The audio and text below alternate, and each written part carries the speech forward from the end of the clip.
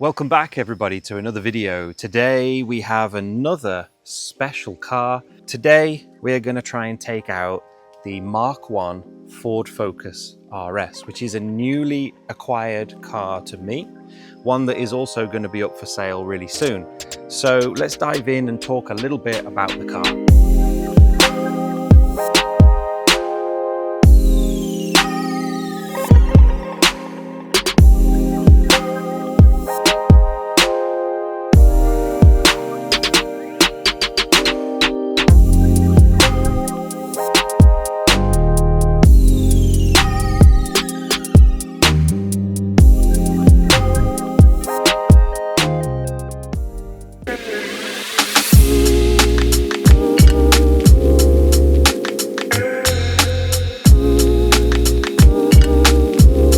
So this car is pretty rare for Japan. I can't imagine there being any more than about 20 here, and some of which have left Japan already when they've been exported.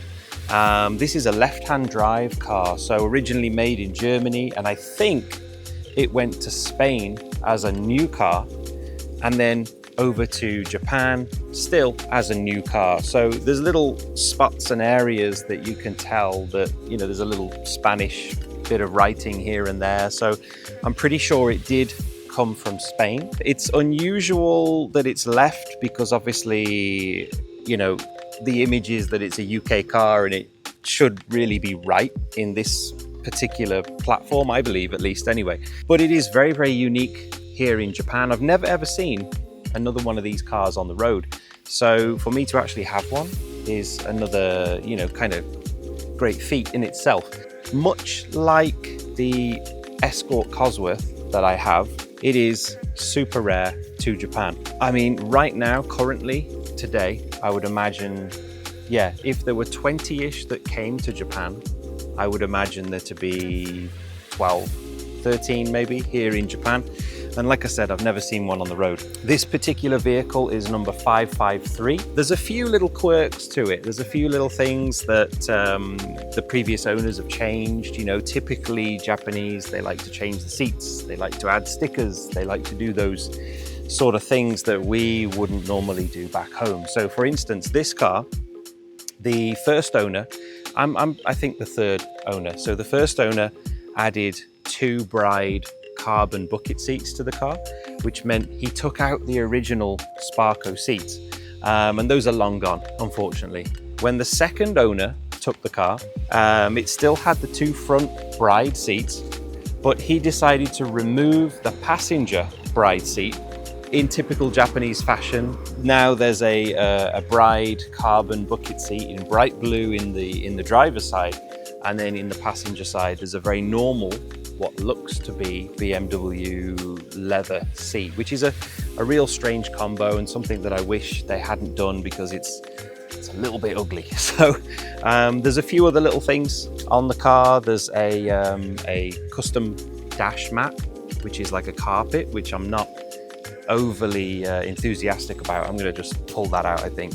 And then when I got the car, it had a Momo steering wheel, so I took that out, and thankfully the previous owner did actually have the original steering wheel. There was also on this car a big duct on the bonnet, so luckily I was able to find another bonnet and I've put it on, so now the front is pretty much whole again. The only small thing which I can't quite fix is there's a duct being cut in to the front bumper for an oil cooler. Now, I'm not really opposed to that. It's kind of subtle. It's not in your face like the bonnet was. So those are the little things that I've done and noticed. Basically, the bonnet is what I've got up to so far. The seats I can't really do anything about because looking at seats back home or in European countries, they're for sale, but they're quite rough. And I wanted something a little bit cleaner for this car because the mileage is 57,000 kilometers, I believe. So, that's quite low mileage when you convert it over into miles. Everything else is pretty much original, except for the car has KW suspension, so it is a bit lower. The suspension I'm totally okay with. There is also a Blitz boost controller, and I'm okay with that too. You know, I like a little bit of gizmo going on. I like the potential of upping the boost and stuff like that. Currently, there are two settings. One is low, and it's at about 0.5 bar, so it's not anything special. The high setting is pretty much the stock original setting. It's around 0.7 to 0.8. The one thing that I've noticed though is, and I think that this is because somebody added the boost controller, the way the power is delivered has possibly changed. You know, I've got a lot of friends who have these back in the UK, and they tell me of, you know, fighting the steering wheel, and the torque steer is really fun. But in this car, when I go at it in high boost, it's not pulling me across the road. I don't really feel the steering wheel tug at all, to be honest. So I think the way that they've set the boost controller up, the delivery is a little bit different. And I think that because in low mode, it feels like it's not a turbo at all. It might be something that I address, but at the same time, this car is going to be for sale. And although it doesn't look like it in the shadows and in this spot where we are right now, the condition and the bodywork is absolutely fantastic. The whole body is basically like glass. So I was really, really chuffed with that. Really happy with the mileage, the underbody, the sills, everything was really, really good on this car. Of course, I'd love to keep this car, but I can't keep them all.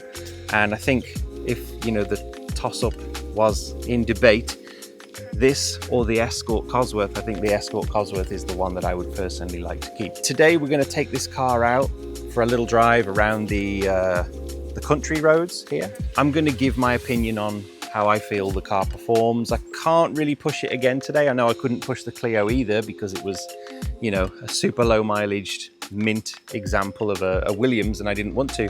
But today the roads are really greasy. We had a lot of rain last night, so I can't push it too far. But hopefully we'll still be able to have a little bit of fun in this car.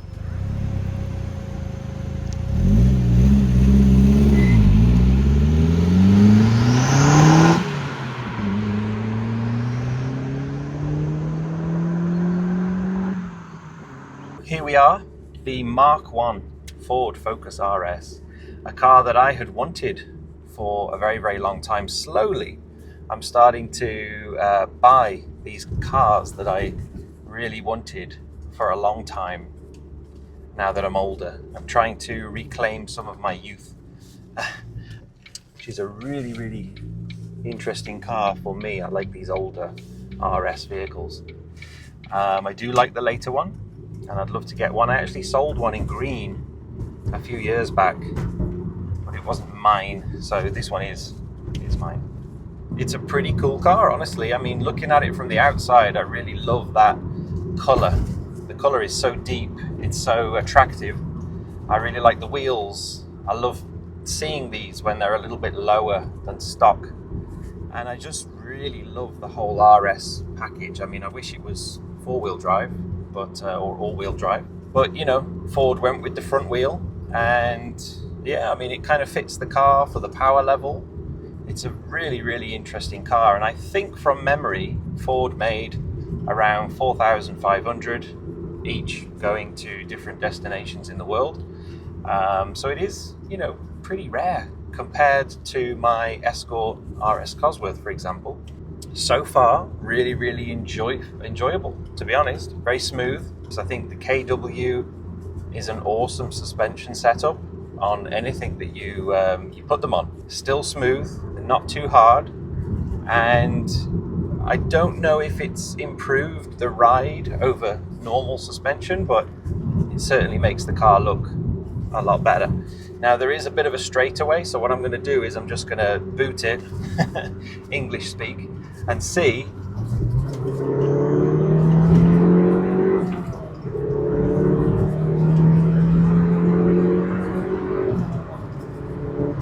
there is a car coming out. Oh, okay. So this is Japan. Okay, so we've got a car that just pulls out randomly on you. This happens a lot. Everywhere you go, this happens a lot. Unfortunately, I live in the areas where there are older people, and that's what they like to do. So we'll have to give it a go on another bit of a stretch of road, but she certainly pulls well. You can definitely hear the turbo, you can hear the intake. I think there's a panel filter on this car that's been added. Exhaust, everything like that is stock, but they do sound pretty good in stock form, to be honest. It's certainly got the power, but I just don't feel it pulling me across the road. I didn't feel any torque steer then at all, and I'm expecting be sort of dragged across the road, and that's what I like. I like a bit of theatrics, and I like a bit of drama and stuff like that, and so I don't know why this car is not doing it, but it does feel pretty quick, in all honesty. Very responsive, very direct. I think the front wheel drive setup is really, really good, and it does really hold its own on the road. Really love. Okay, it's a little bit of a straight, so I'll try.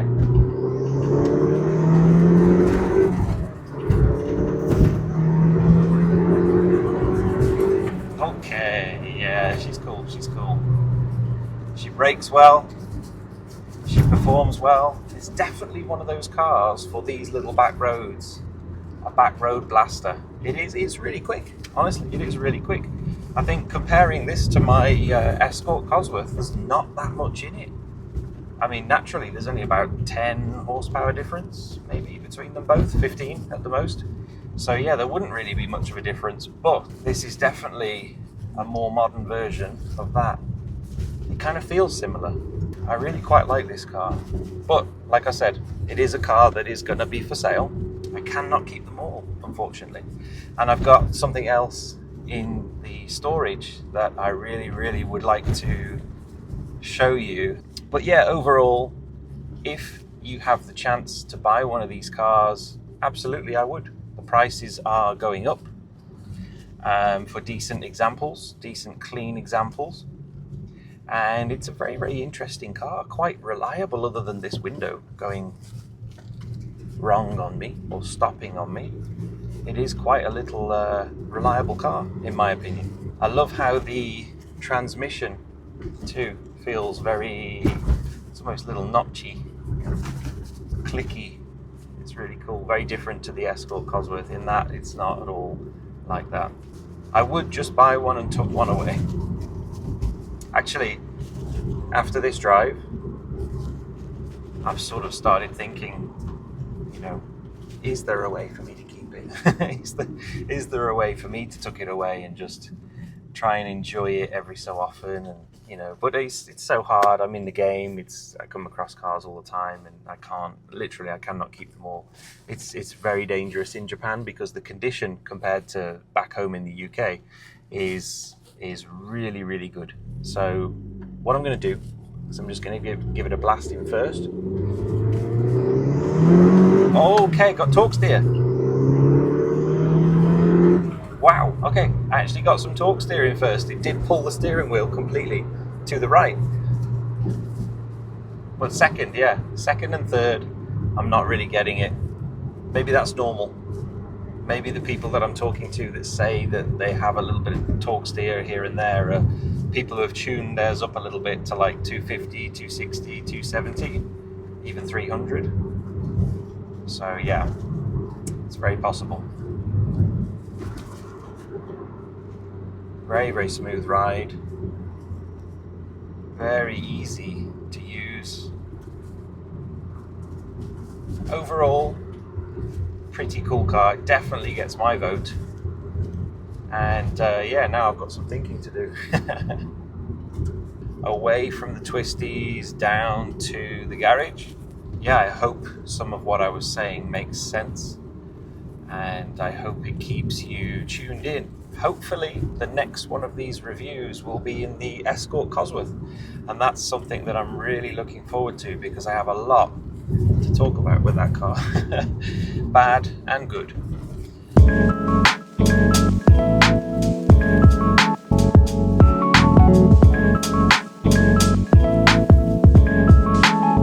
Okay everybody, I wasn't going to come back in storage, but I did want to show you just a quick sort of walk around of the Focus, just to show you how clean it really is.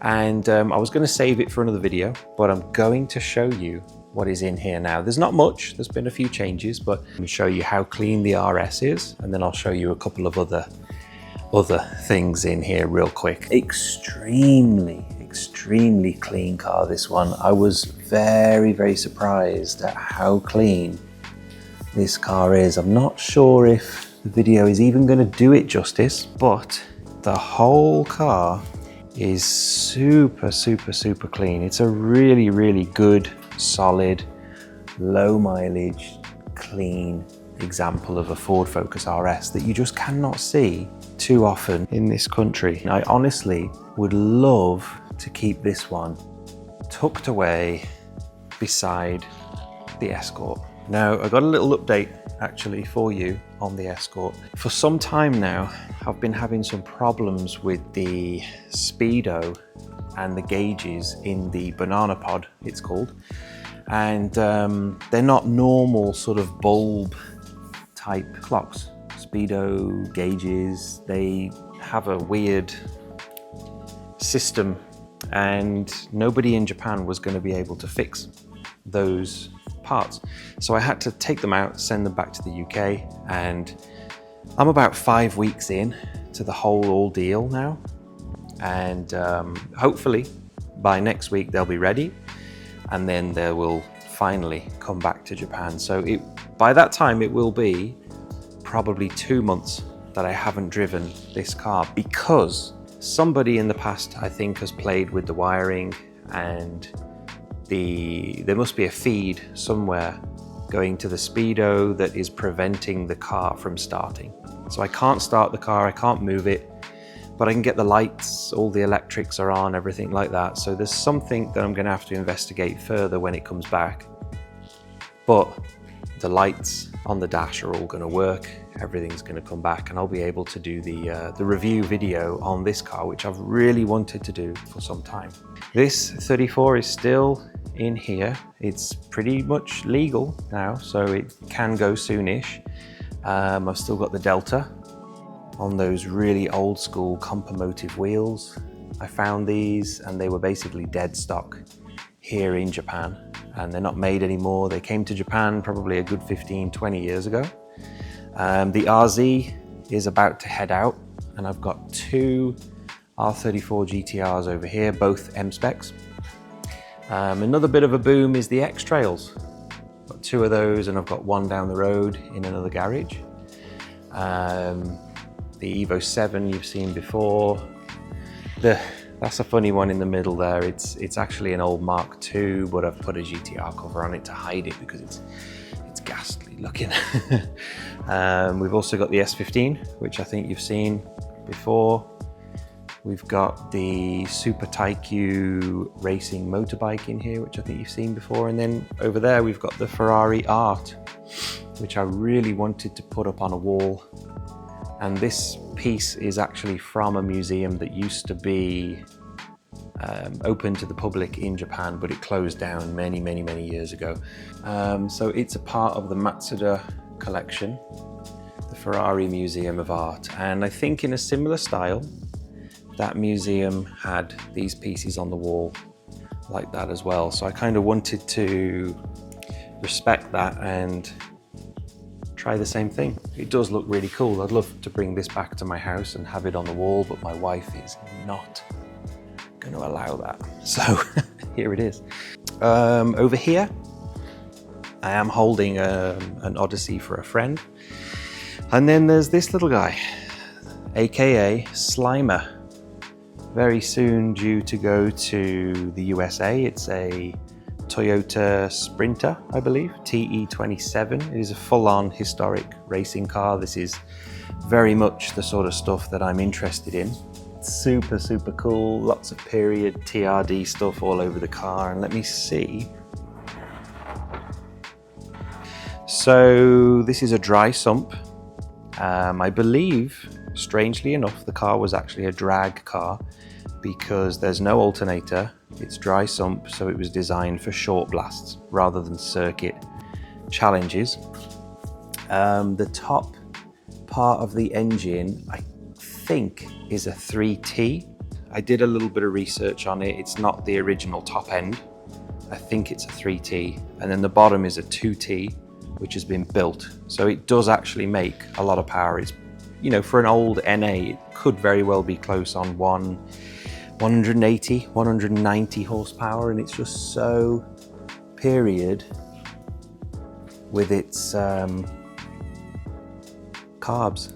I really, really like this car. This sort of stuff really does appeal to me. Now, there is one more pretty big change in storage. So that you can see there's some boxes here and those are mine. But in the last video, here, right in front of me, were a ton of boxes and they've all gone. So I'm gonna start loading with a friend, start collecting rather, the next load of boxes and parts for people in the UK.